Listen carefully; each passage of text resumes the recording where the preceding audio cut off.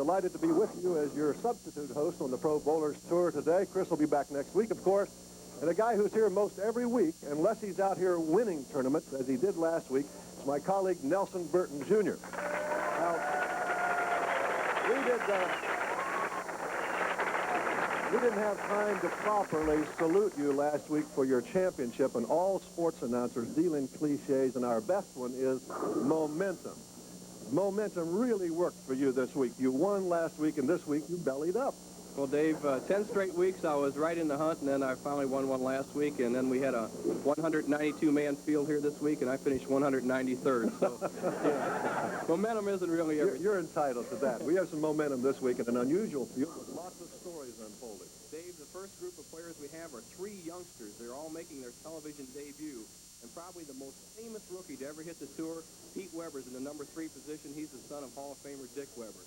In the final 2 matches, we're going to have the 2 bowlers that have dominated bowling for the last 10 years. Earl Anthony, he's a defending champion right here. He's also been named the bowler of the decade. He's very tough. In the number 1 position, Mark Roth. He's been the bowler of the year the last 3 years. He also bowled 3 300s in this tournament, tying a record held by none other than Dick Weber. And we were here last night for the position round, and Mark Roth in from the right into the pocket. Earl Anthony from the left, right into the pocket consistently. Can we expect more of the same? Dave, the lanes are very dry this week, and usually the players move to the center of the lane. But this week they've opted to go on the outside line, very similar to what we used to see 10, 12 years ago on a Pro Bowlers Tour. And what we call that is the gutter shot. The ball is rolled from about the 5th board all the way out to the very last board, about 2/3 the way down the lane. That with a lot of break into the pocket, you can get tremendous pin action, and these players have developed some big scores here this week. And if you don't, you're in the gutter, right? Well, if you're a little wide, it's the old gutter ball if you pull it high. But if you get loose, real big scores. Okay, lots of good stories, as we say, unfolding here today. The Pro Bowlers Tour, $85,000 and $10,000 up for grabs for the first prize. Coming up, our first match between Arnie Goldman and Dave Ferraro right after this. How's it? This is the way the game is played. Ferraro goes against Goldman in the first match, and the winner of that will advance to take on young Pete Weber. Match number 1, Ferraro versus Goldman. 2 rookies to television anyway, Bo. Dave, this is their first time on national television, but they both bowled an exciting match in the 42nd game last night. Ferraro defeating Goldman, but they both slipped into the TV telecast. That's Arnie Goldman. He claims Chicago as his hometown now, but he grew up in Southfield, Michigan, went to Southfield High School. He's but 25 years old. Was on the tour for a while, dropped off, said he had to drop off to learn how to bowl. Well, he has improved quite a bit in the last couple of years, Dave. Easy spare for him, cross lane.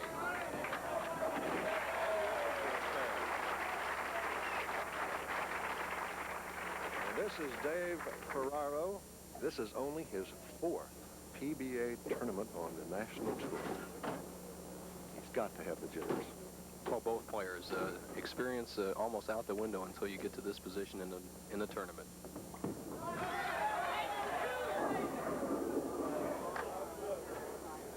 A shotgun effect there, got almost all of them down. Let's take a look. Dave Ferraro, a very nice approach for such a young man, unexperienced, has a short little first step, then really a 4.5-step approach, very similar to George Pappas, who won the Firestone Tournament of Champions last year. Ferraro, a long final step, a good slide, and he'll follow through straight through, but he just threw it a little too hard, playing that outside line. Well, they're even after 1 frame. Ferraro, a young man from Kingston, New York, just 20 years old.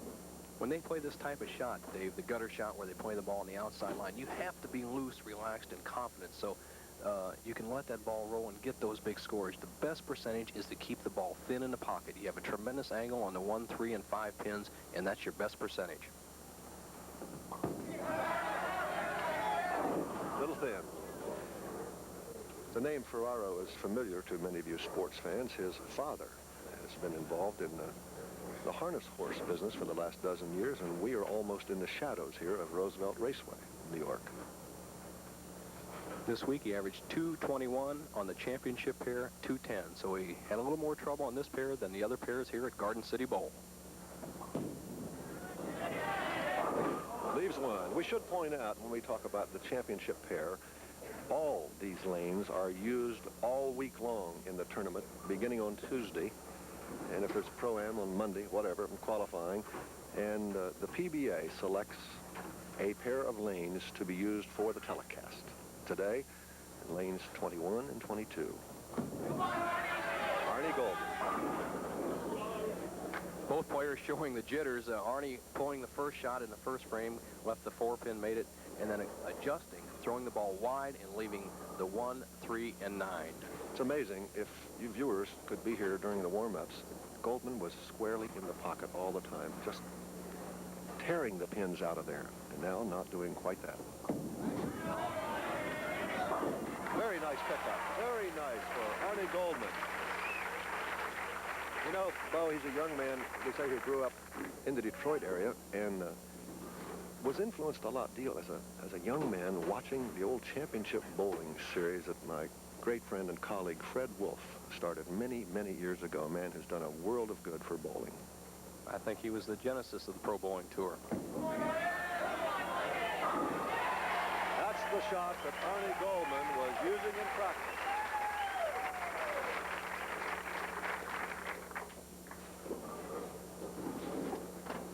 Ferraro up in the third frame.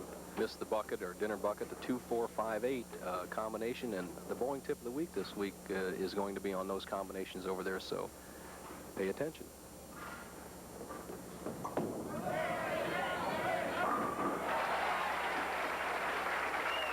David, the right-hand lane is the lane that the players like the best. It doesn't break quite as sharply at the back end as the left-hand lane. That's simply because the grain of the wood. During warm-ups, both Mark Roth and Earl Anthony came over to you and said these are the tightest pair of lanes in the house. What do they mean? Well, that's the least amount of hook, or the highest surface friction is on the other pairs. This pair is slick in the center and very dry on the outside, but doesn't break quite as sharply at the back end, the last 10 feet. A little too squarely on the head pin, and he leaves the 610, does Dave Ferraro. Dave, and you could see that sharp break that time. He started the ball on the same trajectory as on the right-hand lane, but then about 10, 12 feet from the pocket, it took a very sharp break.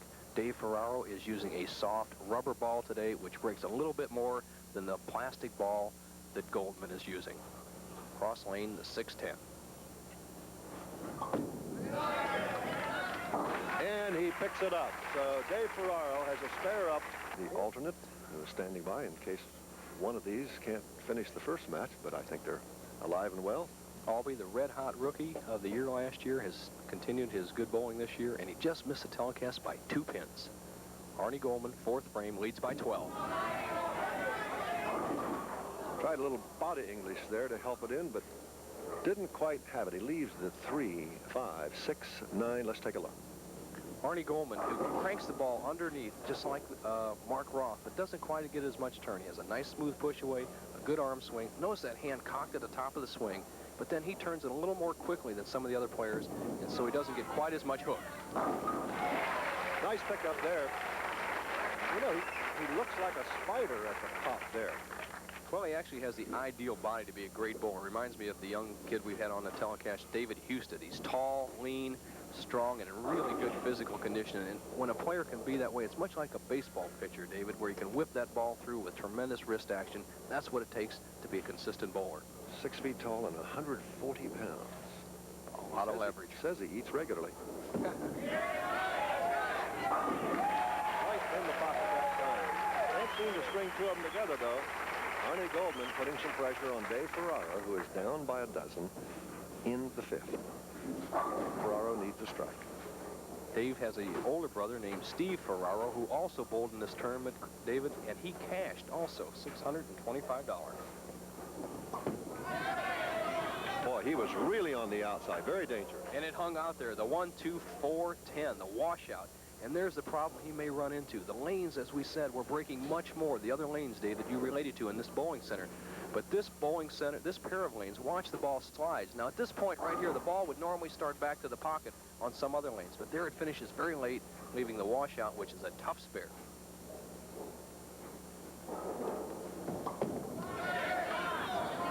Nope, got 3 of them.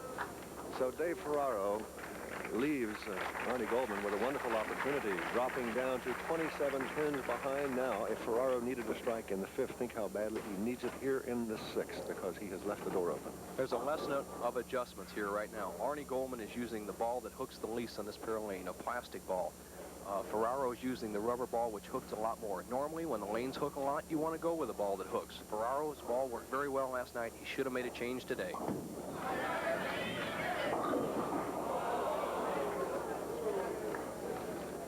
He leaves the 4-6-10. You notice as these bowlers come up to the lanes, you see the back of their shirts. Each bowler, not only today, but during the tournament this week, has worn that, and Bo, you have the explanation for that. It's in memoriam of Dick Batista, one of the great PBA champions who underwent a heart transplant 3 years ago and has recently passed away. And he was a great champion, and all the players loved him. Dave Ferraro not burning it up. 79 and open through the 6th, and young Mr. Goldman here can go a long way toward establishing tremendous superiority in the first match and then earn the right to take on young Pete Weber, 38 pins up, working on a strike.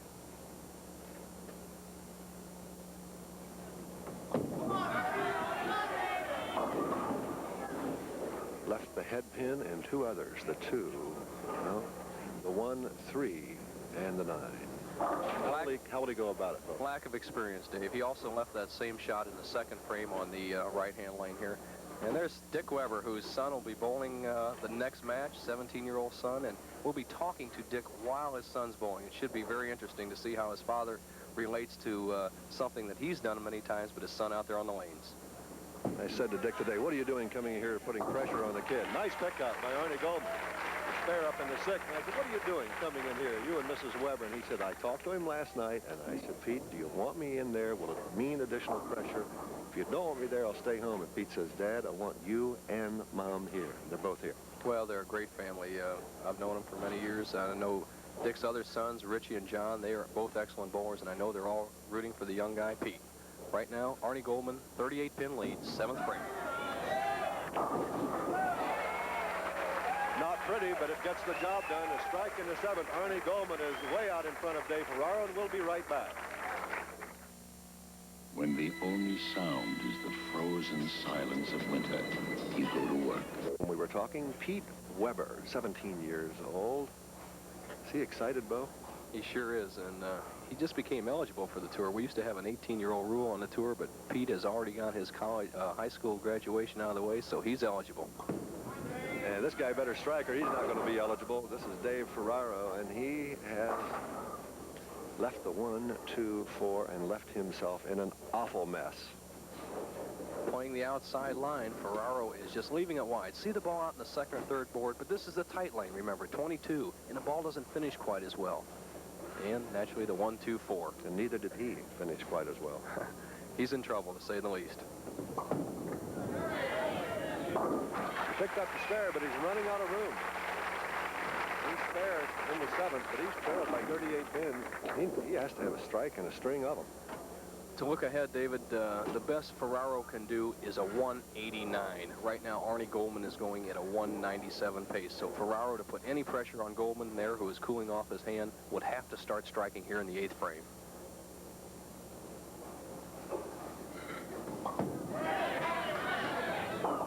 Got it up too much. Did he overcompensate, Bo? Well, he's had trouble on that lane, David. As we've seen, he's been high on the left-hand lane and light on the right. He just hasn't made any compensation during the match at all. You have to move your feet left on the lane that's hooking and move it out on the lane that's not hooking. 21 in the nose, ends up with the 4, 6, 7, 9, an unusual split. Ends up trailing by 42. And adding. Rather inartistic performance. He's trailing by 54 pins now, and Arnie Goldman can put him away. Arnie Goldman, if he wasn't loose before this match started, he has to be loose here in the 8th frame. A commanding 54-pin lead can extend to 64. Well, he's consistent to say the least, but not the way you want to be, David.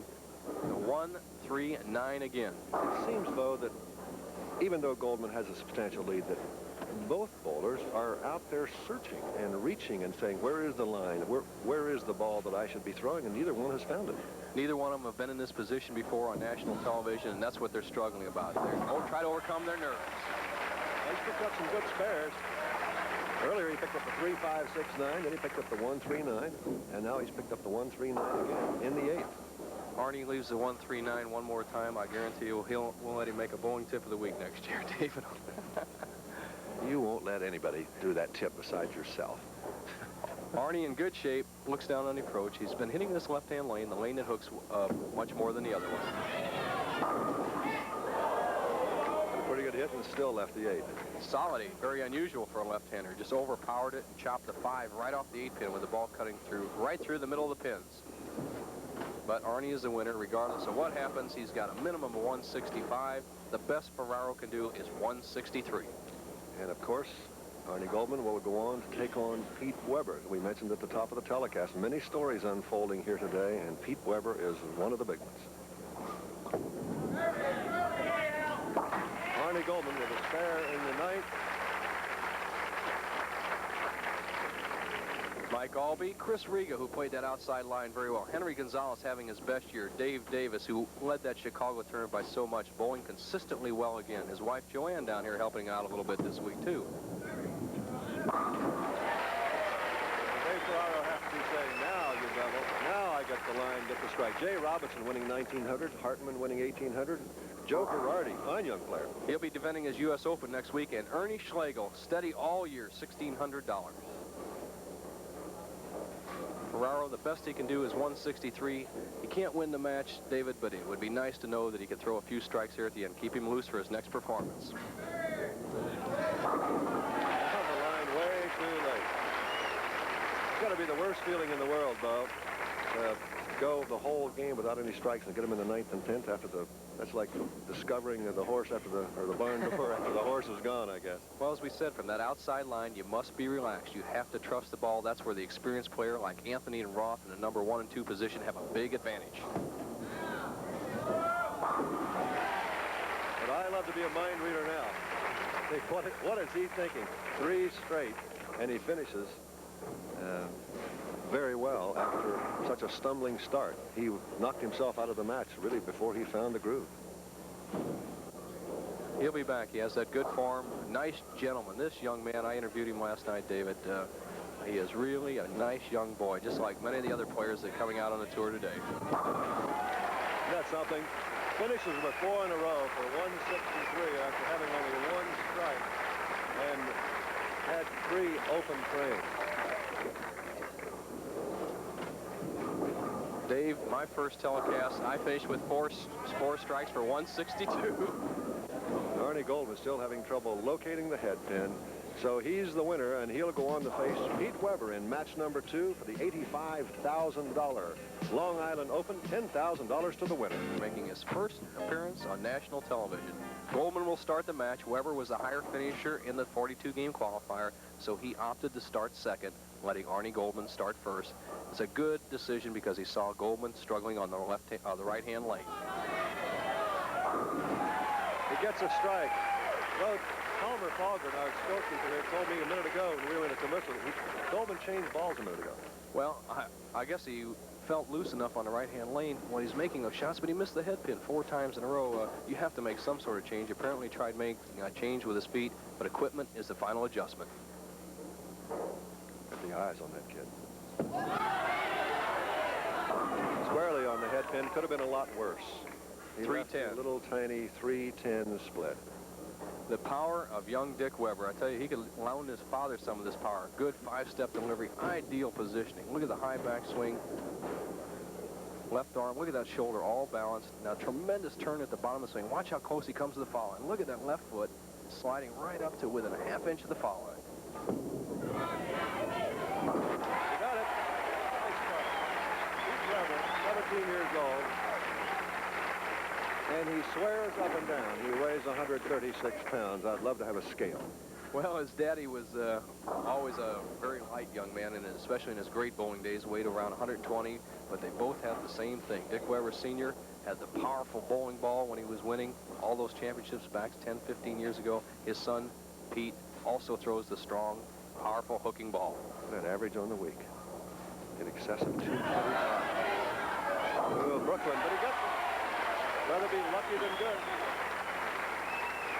Well, that's almost beyond luck. You'd have to call this a little divine guidance, Dave. The ball breaking very sharply over the left. Watch the head pin go to the sideboard. Now, Earl Anthony would be proud of that strike, but for a right-hander... Like saying everybody out of the room.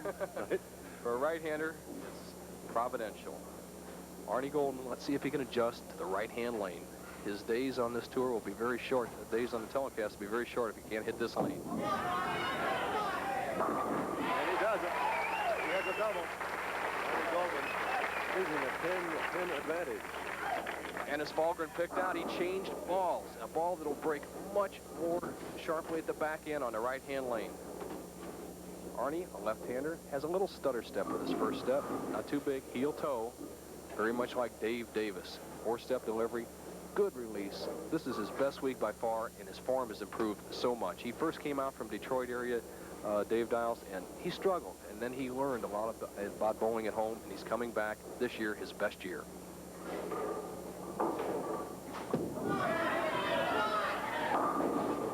Said he made several appearances on a bowling show in Detroit with an old friend of ours and a guy who's just one of the big bowling enthusiasts and a promoter in the Detroit area, Chuck Walby.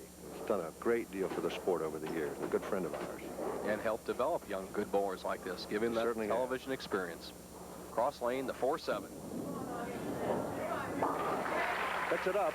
Arnie Goldman with a spare up in the third. Picks up the 4-7. Pete Weber trailing by 8. This kid who started bowling at the age of 2, shoving the ball down the lanes two-handed. And with the weight he has now, it's surprising he doesn't have to do it, but he's strong.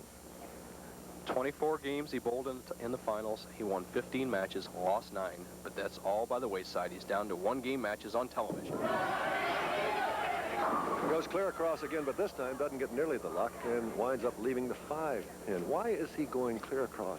Dave, the tendency of all players, I don't care what their name is, their pro bowler, is to pull the ball under pressure. See, Pete turned that ball a little more quickly than he had the other balls, and watch the tremendous break. Now, he should have sent that ball way out by the channel, as we saw in our opening shot that was shot by Greg Shields for us, way out to the edge. Now, you have to trust the ball, or you're going to get on the Brooklyn side. He's not trusting his game or the ball right now. No, you know, it's psychological, Dave. When you have to play that outside line or that channel shot, occasionally a player will throw one in the channel, and just the subconscious fear of that makes the player want to pull it a little bit, and when the lanes are hooking this much, you're better off missing to the right. Now, he has a couple of boards to play with out by that edge, and so what he has to settle down is keep his eyes on the target, keep his arm close to his body, and lift the ball way out on the lane. That'll delay the roll and keep it in the pocket. He has to gamble a little more, right? I agree. Just make really good shots and send it wide. Didn't do it. No, it's exactly the same thing again. Leaving the 3-9, and he is leaving himself some tough spares. Now, well, he left the 3-10 in the first frame. Right. And in the third, he left the 5. Now here he leaves another. There's another Daddy, player who is a little bit nervous. He knows what's happening. He's been on the television finals many, many times. He's been on television more than Lawrence Welk. The tough 3-9. And he gets it. A fine pickup for Pete Weber. He and Arnie Goldman locked in a good match. We'll be right back. Every professional bowler has an arsenal of his own, special weapons for special lane conditions. Now, you can have your own arsenal in just 2 bowling balls from AMF. The AMF 3-Dot Classic in hard rubber for normal lane conditions. And now the AMF 3-Dot Classic in soft rubber for lanes that demand more traction. In frame number 4, working on a spare. Leading Pete Weber by 10, and he gets a strike. Let's go down now to Bo Burton and Earl Anthony. With me, probably the most experienced player of the top 5, Earl. The players are struggling out there, the young players, but you hit this house so well. 2 first, a second. You're in position to win your 3rd title here. Why does Earl Anthony bowl so well at Garden City? Well, I really don't know, to be honest with you. That's the truth. All 4 times that I've had a chance to win here, they've been a different shot. I played the channel, you know, like I am right now. I've been inside the second arrow. I've been between the first and second arrow. Different weights, different ball surfaces, but everything seems to work well for me here. The different shots just seem to carry well, better for me than maybe some of the other left-handers, I guess. Well, Earl Anthony is the man to beat. I pick him as to be the tough guy today. And Chris, Put the pressure on. good luck, Earl. Okay. And, right, Chris, Dave, doesn't make any difference. I'm the DH for the Pro Bowlers Tour. And Arnie Goldman gets a spare in the 5th, picking up the 8th pin, and he is maintaining a 10-pin edge on Pete Weber, who has changed balls, gone to a Palmer Fogger, what'd you tell me, a harder ball to hold the line a little better. Palmer just mentioned to me that he noticed Pete Weber and Frank Esposito called up and said he has changed the ball. And gets good results with it. You can just tell the trajectory that he had it right there. And a big confidence builder. When you make the adjustment like that, watch how happy he is. See how confident is he now? He sees the ball heading where he wants to. Very animated player, Pete Weber. Now he can get right back into the match. He trails by 10. No one more animated than Joe Hutchinson, who was on a few weeks ago and won and got legions of fans. And people are asking, where is he, Bo? And you have an answer for that. Dave, he hurt his shoulder in the Miami True Value Open and has not been back to the tour since then. Pete Weber to even the match. What'd he do? Just looked like he threw it out there, left it out. Dave, when you change balls, oftentimes you don't get the same feel. The player drills them the exact same way, but he lost that ball at the bottom of the hand. You should hold the ball real light, like holding a bird in your hand or a dove. You have to hold it light enough so that it won't drop, but not too tight to squeeze it and hurt it. So he was letting the ball nice and loose, and it just dropped off his hand. The 1-2-4. And he picks it up. Nice pickup by Pete Weber. And he has a spare up in the 6th. Arnie Goldman still leading by 10. Young man who says, I hate luck. He may hate it, but he'll accept it.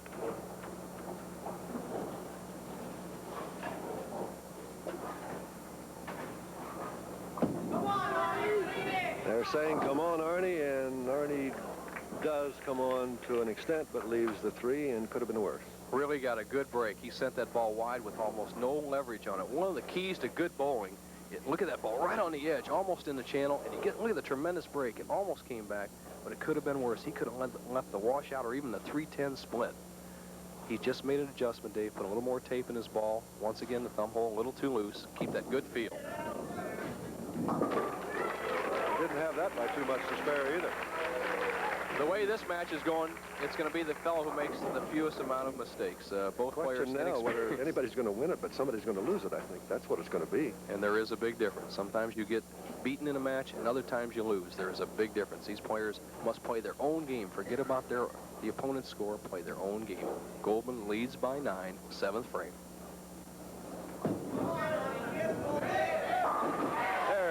Got it right solidly in the pocket for a strike in the 7th, and he's up by 9 over Pete Weber, and we'll return. I shopped around before I came to Midas. About Pete, he's up now in a crucial situation. Well, Bo, he's going through what every rookie goes through. He's got the rookie jitters, and he's doing everything like a rookie should. He's missing his spot. He's pulling the ball a little bit, rushing every shot a little bit, but I'm proud of him. It's better than me winning out there, just watching him bowl on TV. Well, Dick, it's not over. He only trails by 11. There's 3 frames left. What advice, if you were over there and were allowed to talk to him, would you give him for these last 3 frames? Well, the advice I'd give him is make sure that he stretches out a little bit more with the follow-through and gets the ball out to his mark. He's pulling the ball away from his mark, and so I advise him not to pull it. Okay, he's coming up in the 8th frame. He's got 3 crucial frames left. I'm going to let Daddy go back over there, David Dials, and maybe he can pull it out for son Pete. Okay, Bo. Pete Weber just picked up 6-10, and he's ready to bowl in the 8th frame, trailing by 11, and he'd like nothing more than to have a strike here.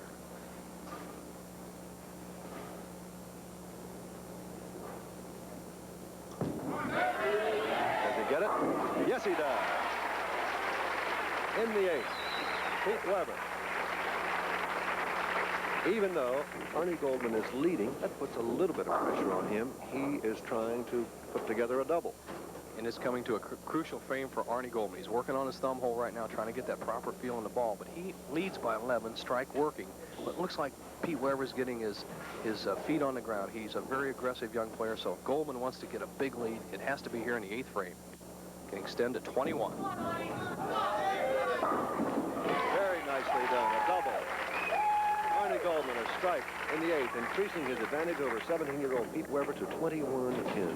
It's by no means over, though. Remember, Goldman is not an experienced player. Much like Pete Weber, a lot of mistakes are made in the last 2 frames in pro bowling. The 9th frame, Goldman leads by 21, can extend his lead to 31. Had been for a couple of mistakes late last week, you wouldn't have cashed all that big check that you cashed this week or sent home to Sissy. Well, remember, there's 10 frames in the game of bowling. You have to bowl them all in the pro division.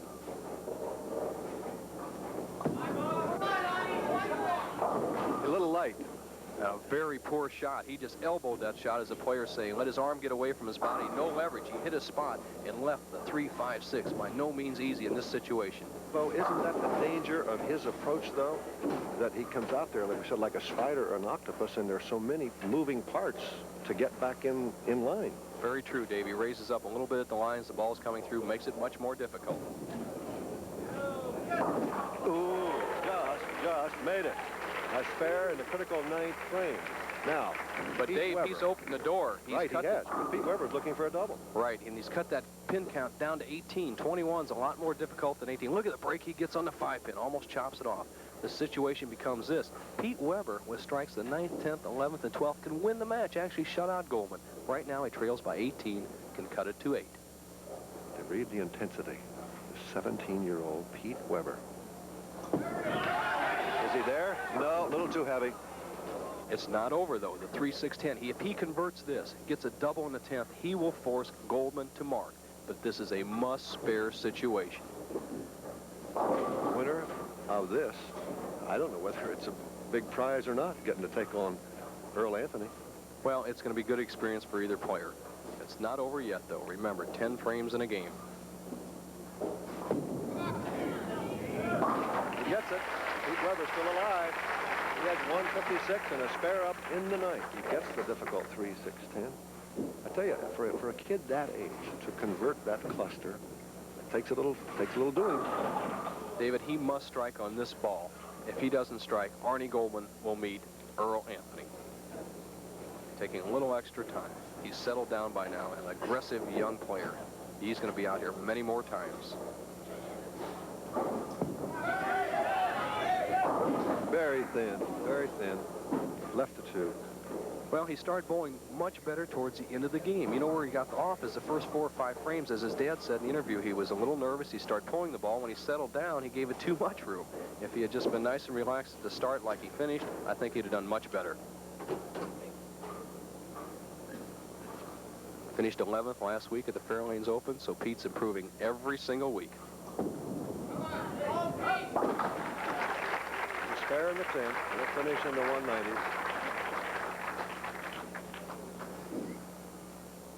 Arnie Goldman has to just keep it on the lane. He'll go against Earl Anthony in the semifinal match. And I'll tell you what, not being too much of a prophet, though, I think he's going to need a little better scores than he shot the first 2 matches, David. I look for Anthony and Roth to really put the hammer down.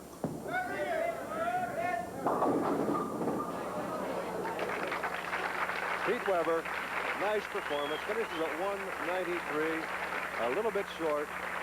Arnie Goldman will be the winner. He can just drop it on the surface. Really, all he has to do.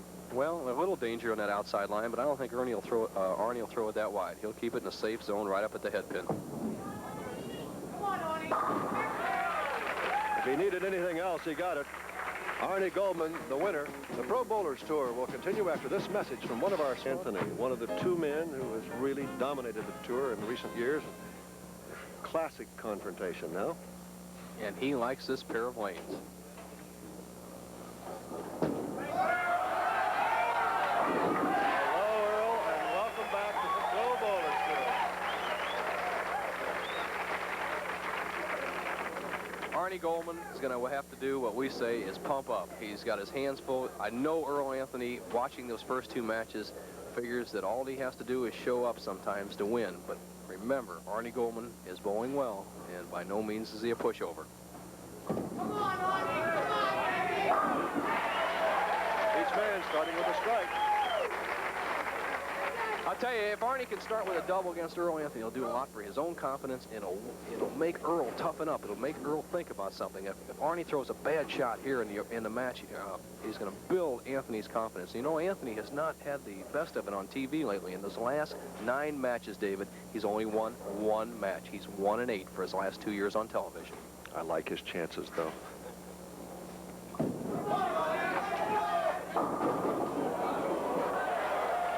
Thank you.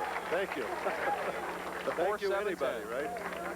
I agree. It's amazing how they say there's no defense in bowling, but when you're bowling against a Mark Roth, an Earl Anthony, Dick Weber, you have a tendency to pressure yourself. You should bowl yourself, not the opponent. But that opponent is so awesome, sometimes you press. That's easy to say, Bo. Here's a young man out there who's 25 years old. And he listened earlier today when they said, here he is, ladies and gentlemen, the bowler of the decade. He heard that.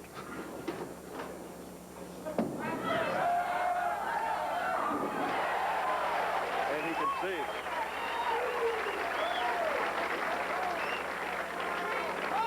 And here's why Earl Anthony is so good. Now, notice how he takes very little time. Many of these young players on the tour are taking a lot of time to bowl, Dave. And see, Earl's gone. He looks where he knows what he wants to do. And look at that perfect form. Everything perpendicular to the foul line, straight through. Earl Anthony's also doing what an experienced player should do. Get it way ahead when you can in the early part of the match. Solid 7. Same shot we saw last night. He rolled 289 against Mark Roth in the final game last night to secure second place.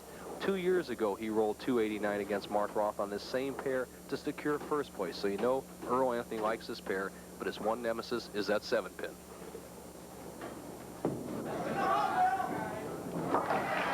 Earl Anthony quickly out in front by 9 pins over Arnie Goldman. And the first test of this match comes for Arnie Goldman. Arnie Goldman, the man they call the Space Cadet. Why did they call him that, David? But I'm supposed to ask you that. He just has a little different style than the rest of the players. Like they say downtown Racine, Ohio, he hears a different drummer, doesn't he? But he's bowling real well right now, David. Trails by 9, could even the match up or even take a 1-pin lead through 4 frames. You notice how this match has turned around. Since he changed balls, he's hit the right-hand lane very well. Now he's struggling a little bit with the left-hand lane. But he didn't do badly in his last match at 224, and he had 8 strikes and finished very, very well. Steady performance. Arnie Goldman with a double. He has seized the 1-pin advantage over the master, Earl Anthony, and we'll be right back. Earl Anthony, an infrequent tour performer this season, right squarely in the pocket.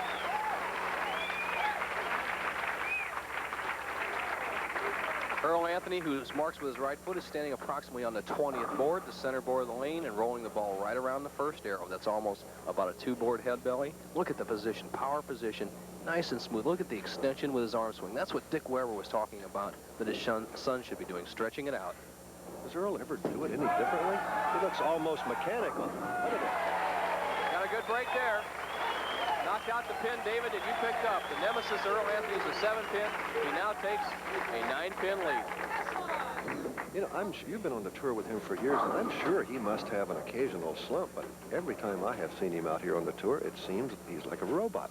There's very few things that stop, variables in the game that stop Earl Anthony. The only thing that I would see that really stop him is super dry lanes, but he's been able to adjust to those in the last couple of years. Did he jerk up there? Just lost it all. Goldman jerk up? Lost it all. Left the 3-7. He just did not get the lift on the ball. He missed to the right. He elbowed the shot. And look at the ball. Now, he got that ball back before from out there when the ball was lifted properly. But when you bend that elbow before you release the ball, no finish, and he got a disaster shot, 3-7. Do not leave the door open for Earl. And he picks up the 7, or the 3, but he now, after... Talk about how the game changes. He was leading Earl Anthony by 1. He now trails by 23 because Earl put together a double, and Arnie is open in the 5th. Arnie, keep his game together. He hit this left-hand lane last time. Just forget that one mistake and try to put some pressure on Anthony.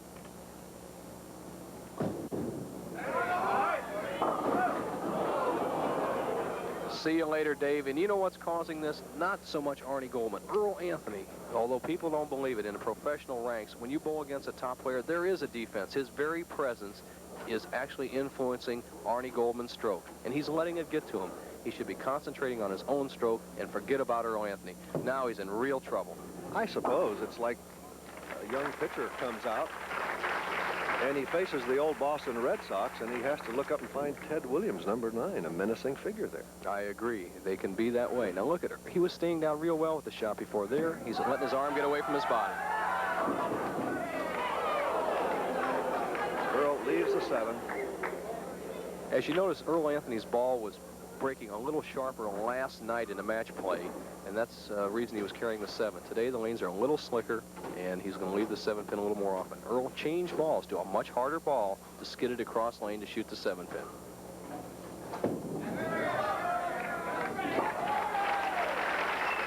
He may just go ahead and use that ball for a strike ball. It'll be interesting to see what he does. Earl is always thinking out there. No, he's going to use what he's using, plastic balls, both of them. One is a very hard one to compensate for these dry lanes. That blue ball you see on the screen is a hard plastic ball. Earl uses the hard one when the lanes are hooking. He's looking for Arnie to pack his gear and get on up the Windsor Lock. That'll do it. That's what you call dropping the anvil on it. Well, he's giving Arnie no openings. Anthony is hitting the pocket, hitting the pocket. It's tough to sit down on the bench and watch your opponent when you know he's going to throw every ball in the pocket. Anthony's not going to carry everyone, but he's going to put almost everyone in the pocket. One stubborn pin, the 3 pin, and he's shaking his head. We mentioned before, if you tuned in late, those black swatches on the back of the shirt of every bowler in memory of Dick Batista, a great human being, PBA performer who passed away some months ago. Arnie Goldman with a spare in the 7th, and the door is closing. He's not out of it, but he's on the critical list, I would say. Must situation. The best Arnie Goldman can shoot is 215. There's Batista's banner in memoriam of Dick Batista. The best Arnie Goldman can shoot is 215 if he strikes out. He's got to get it going. He leaves the 4-7. Arnie is in trouble. He's not even using the same pace as he was using before, David. He probably doesn't realize that he was getting up there a little slower, taking a little more time, not too much time. Now he's rushing everything. He seems to have lost it all against the great champion, Anthony. You notice the profile when he came back. It looks like he has, as we say down in the country, he's got his daubers down a little bit. Anthony bowling very quickly. Anthony doesn't take much time. Roth doesn't take much time. It's a good lesson to learn. You should know what you want to do. You know, I've often thought that, Bo, that so many viewers watch a golf telecast or watch a bowling telecast, and they see somebody so deliberate, and they go out to some golf course or some bowling lanes, and they try to copy that deliberate style, and it ends up taking you so long to bowl and so long to play golf, and you look at the better guys. They get up there and hit it. Good point, David. You know, Julius Boris never fooled around at all. And neither does Earl Anthony. And he is the bowler of the decade. He has a triple, a strike in the 9th, and he's up by 55. If you're going to copy somebody, copy an Anthony. He knows what he's going to do, gets up there, throw the ball. You picked it out. He's thinking what he wants to do while he's on the bench. And Earl always said to me, if I don't know what I'm going to do when I'm on the approach, I'm not going to figure it out in 10 seconds up there. You know, I was talking not too long ago, we were talking about motivation in sports so much, and a great friend of mine, Earl Lloyd, used to coach in the NBA, and he said, if you're not motivated, when you get in your car to go to the arena or wherever it is that you're going to compete, no pep talk and no word of inspiration is going to do it for you then. Earl, match well in hand. Best Goldman can shoot is 192. Earl has a possible 258. It's not shabby. No, but we might invite him down home. He's amazing. He only practiced 3 games in the last 2 weeks. He said he's been so busy with his new bowling center, but he felt like the extra practice of 42 games here in the competition and Garden City Bowl was a proper combination for him. He's a defending champion here, and it's an event he has won twice, and another time he lost in the finals to Dick Weber. The match is history. No matter what happens, Anthony's going to be the winner. It's just by how much. Anthony is going to meet the bowler of the year, Roth, a classic match. Could not ask for anything more than that. Anybody wants to know about bowling, watch Anthony and watch Roth. And that's what you'll be able to do in just a minute. Earl Anthony with a strike in the 10th. And what a match we have coming up. Stay with us. We'll be right back.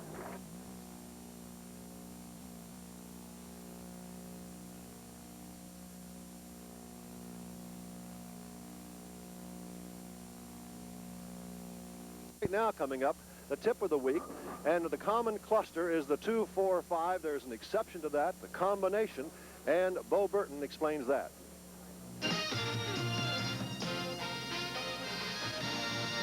The Pro Bowlers Tip of the Week is brought to you by Rolaids.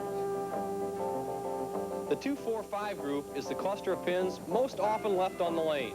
The 2-4-5-7-8 combinations are shot with the idea of bowling the ball between the 2 and the 5 pins.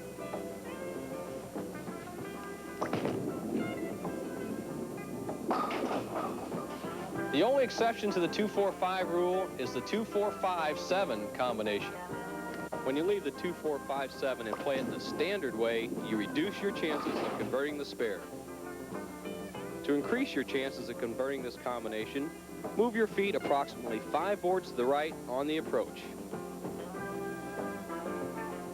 With the 2-4-5-7, your chances of making the spare are better if you roll the ball to hit the 2 and 4 pins, thereby making it easier to carry out the 7. Use the same target on the lane, and the ball will impact the spare between the 2 and 4 pins. If you remember the 2-4-5-7 is the exception to the rule, you will improve your scores. How do you finishers? Rounding out the top 24, Pete McCordick bowling well this week. Dave Macy, the first time in the top 24. Johnny Petraglia, a former Long Island champion. Mike Hahn, a pro shop owner, did real well this week. Dave Frame, steady this week. Left-hander Pat Dickey. Sam Zurich, who bowls in this house. Don Johnson, one of PBA's all-time money winners, bowling real well. Steve Tripp, steady as ever. Winkelpleck, who bowled well this year. And Kenny Brown round out the top 24. Downtown Brown, and you talk about, said when you were away there, classic confrontation. I don't know what more you could ask for. Roth versus Anthony, 3 times consecutive, the player of the year. Roth, he just received the George Young Memorial Trophy before we went on the air, and this man, Earl Anthony, player of the decade. When they bowl against each other, it's not for the money, it's just for the title.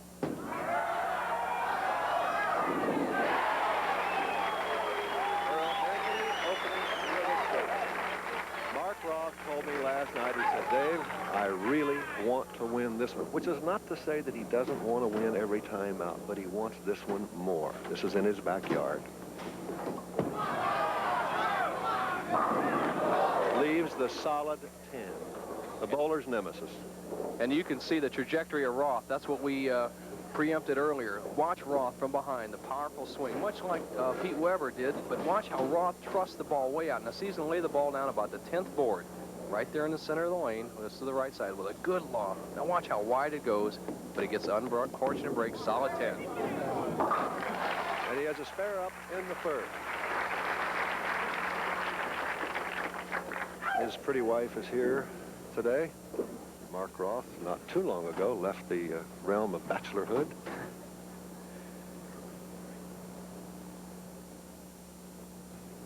Right behind him there, Mr. and Mrs. Woody Woodruff, AMF, great friends of mine. Mark Roth way outside and misses pay it. Well, he knew that left-hand lane was hooking a little bit more, so he decided to give it a little extra room, but he almost, what we said, ditched it. But he's better off than pulling it. The 1-2-4 is a difficult spare in these circumstances. He's coming from that outside trajectory. When it hits the center of the lane, it's going to break very sharply to the left.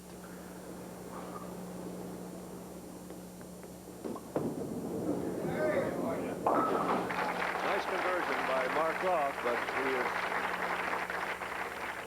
And Earl Anthony up and ready to go, Dave. Yeah, he couldn't see it. Roth was up. Anthony was already up and had it all wiped off and ready to go, and that's the way he does it. A double. Earl Anthony up by 13. Well, there's a bit of psychology in that, too, Dave. I'm going to ask you that. A little gamesmanship there? Well, these players have played each other many times, as Mark had told me before, in a competition. They've only bowled for the title twice. Earl has won once, and also Mark has won once. But a good psychological thing among experienced pros is that when you're ahead force the match a little bit, bowl a little more quickly, and Earl has done that so far in the first 3 frames. Solid 7. You're setting, it's like gin rummy. If you're winning, deal quickly, right? That's it. And the losers holler, you know. But this match, I don't think anybody will be blowing out in this match. Earl Anthony steady, a different type of style of Mark Roth. Down the line, stows the straight ball, is much more, probably a little more accurate than Roth. Roth depends on the tremendous power and determination.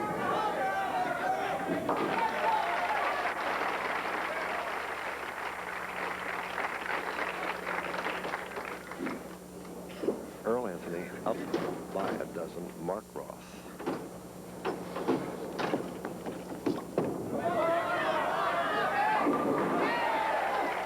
Good pin action. May have looked a little thin to you, but look at the pin action again. And just like a form, he is just out there. See that tremendous lift?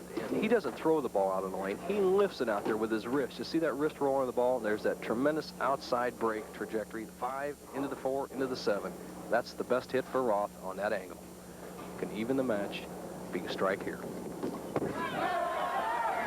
Perilously close. Got a little break there. Good pin action again. A little heavy on this one, a little light on the other, but because of the great pin action, he carries it, and he has a double against Earl Anthony and Mark's bride. And such a beautiful girl she is. And she's not rooting for this man. Well, Jackie's pretty neutral, I'll tell you. She's quite a young woman, and she just figures if Mark bowls well enough, he'll deserve it. She doesn't root against anyone. Saying go Earl, and he leaves the 6. Solid 6 pin. Did he deserve more than that? Looked like a good hit.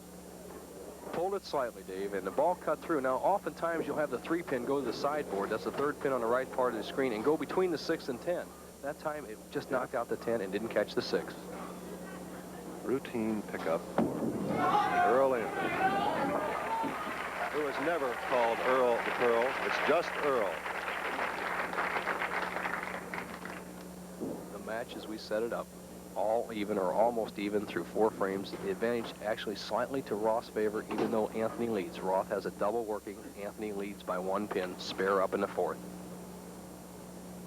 He's bowled only 3 games in the last 3 weeks before coming here. Earl Anthony knocks them all down. He has a strike in the 5th. Mark Roth working on a double. Now Roth trails by 1. Can take the lead if he strikes on this ball. And he did. Mark Roth with a triple. Hasn't won a tournament this year. The outside trajectory of Roth. You see his wrist roll through that ball as he lifts it out on the lane. You don't throw a ball out on a bowling lane. You lift it out on the lane, and that comes from many years of timing and practice. An important shot for Roth because he struggled on the left-hand lane in the 2nd frame. He got a good break in the 4th. Let's see if he zeroed it in here in the 6th. And he's there. Remember some years ago, Bo, one of the national magazines did a story, quote, proving, end quote, that the curveball in baseball was an optical illusion. I love Roth's optical illusion here in bowling. Well, I'll tell you what, if that fellow was staying between the 1 and 3 pins right now, I think he'd be in trouble in front of Roth's ball. Anthony can cut the lead back down to 9 pins. Needs a strike. Gets a strike. Earl Anthony with a double. We said it was classic, and it is. You saw the powerful pin action of Roth, but here's Earl Anthony. Smooth, methodical. He depends on solid pocket hits. Look at that ball. Absolutely perfect. Laid all those pins right into the pit. You could have put up tree trunks and he'd have knocked them down when you hit them that perfect. No, come on, Bo. You can. I've seen this man do it. Tree trunks? 4-pounders, let's say. All right. To take the lead again. Earl's down rooting for himself, and he has a triple. You know, he has become more demonstrative in recent years and a more, not that he ever was inaccessible, but he's developed, I think, more of a personality out here on the tour. It's amazing what $1 million will do. Mark Roth makes it 5 in a row. This is what the folks paid to see. Yeah.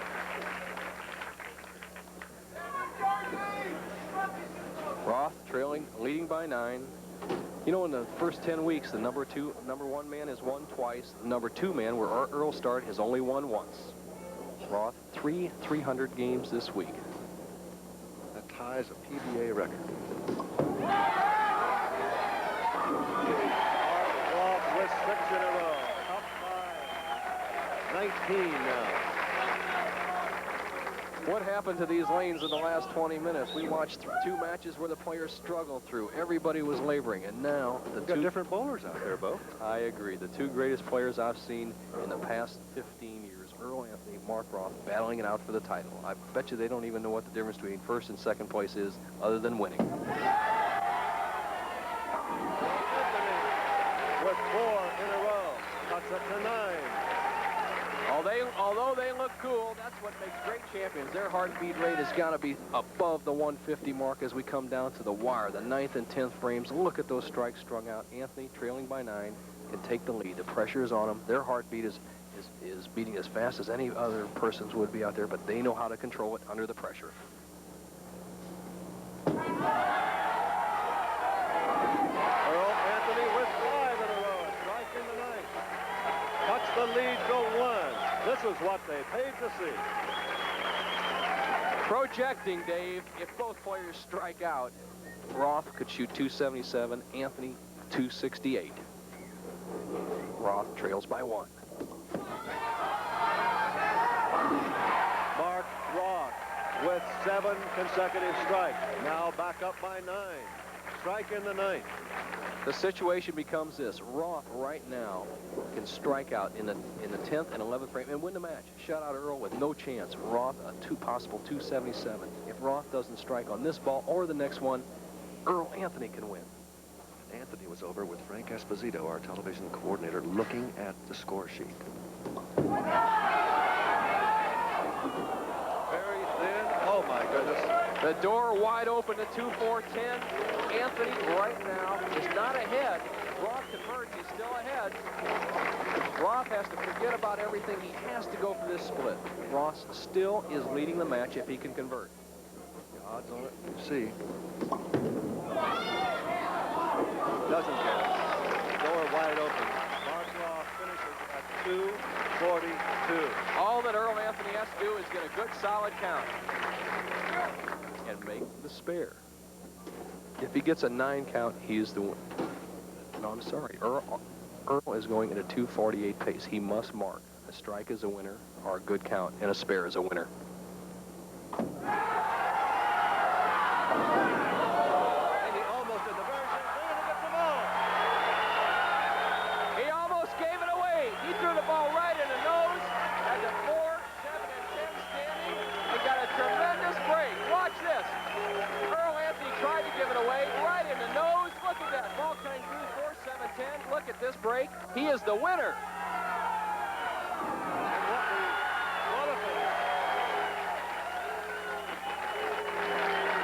Possible 268, but what a break, David. Right in the old beak. You talk about your lucky shots or divine guidance or whatever you want to say. It came in Earl Anthony's favor. Both players struggled at that. Earl got the break. What we didn't see is when we were into the replay, Earl Anthony took the towel and threw it up in the air as if to say, thanks, whomever. What a spectacular finish. Earl Anthony, the winner for the 3rd time of the Long Island Open over Mark Roth. We'll return with the final moments of this after this.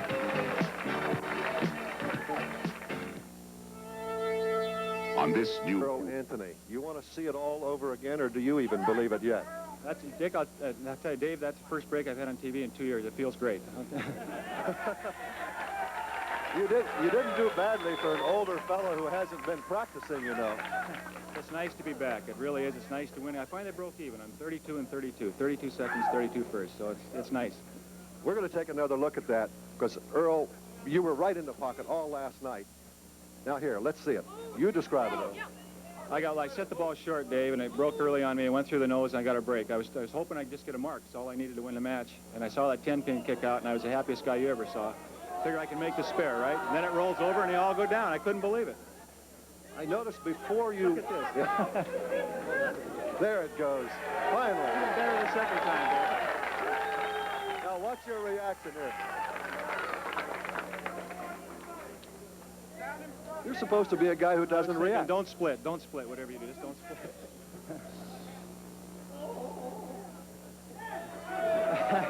You had to be thanking somebody there.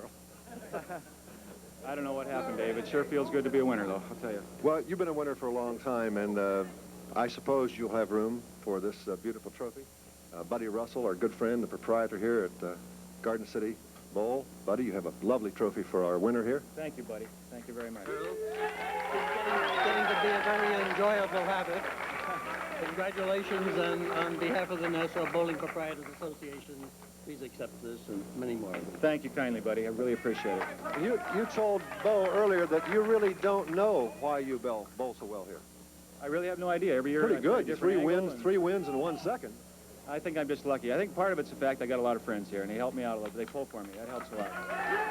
Well, we don't want to get too commercial about this, but for a man who just invested in a new bowling establishment out in California, I'm sure you'll find room for the check here that Dick Snyder, the president of the Nassau Bowlers Association, has for you. It's a modest $10,000, Earl. It looks great to me, Dave. Earl, congratulations on successfully defending your title here at Garden City Bowl. I hope it's only one of many more to come. Thank you, Dick. Thank you very much. You don't want me to hold that for you, do you? I can help you carry some of this. I'm looking forward to next year, too, I'll tell you, Dave. Earl, you just couldn't get out on the tour this year. As I told you before, every stop we've made, people have said, "Where's Earl? Where's Earl?" And we'd say, "Well, he's busy." And I'm sure it is very busy, but Bo Burton is his thing over here. Here's a man who picked up a check last week, and he'll help you carry some of this hardware up. Well, I'd just like to congratulate Earl. I would like to know what went through his mind. You know, Earl, we talk about a lot of times when you need a mark to win, such as you did against Mark Roth there. What goes through your mind? I said he'd go right for the pocket. Was it just a mistake, or did you try to play safe? What I really try to do, Bo, is Susie and I have been talking about this, and the mistakes I've made before on television where I'd try to be too careful. And I'd hit my target, but I'd be a little soft for the shot, and it'd break on the end, go through the nose, and I'd get the split in a key situation. So this time, Susie mentioned to me before I came on the bowl, she said, make sure you stay firm. And that's what I thought of when I got up on the lane.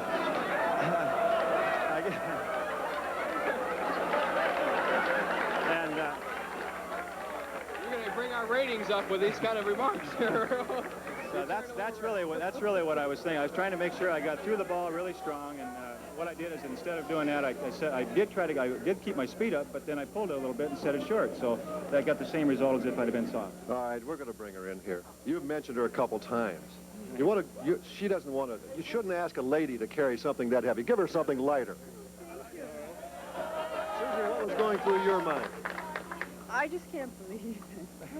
You mean in the 10th frame? Uh-huh. Well, when he threw the ball, I thought it could possibly be a split, and when the pins fell, I couldn't believe we finally got a lucky break. You got a lucky break. You got $10,000. You have a beautiful trophy, and it's nice to have you back, and now nobody will ask Bo and ask me and ask Chris, where's Earl? They know where you are now. Earl Anthony. We're going to go back now to our studios in New York City to update the sports news of the day. It has happened. Why the low scores? Well, Jim, the lanes are what we call hooking here. Hooking really excessive.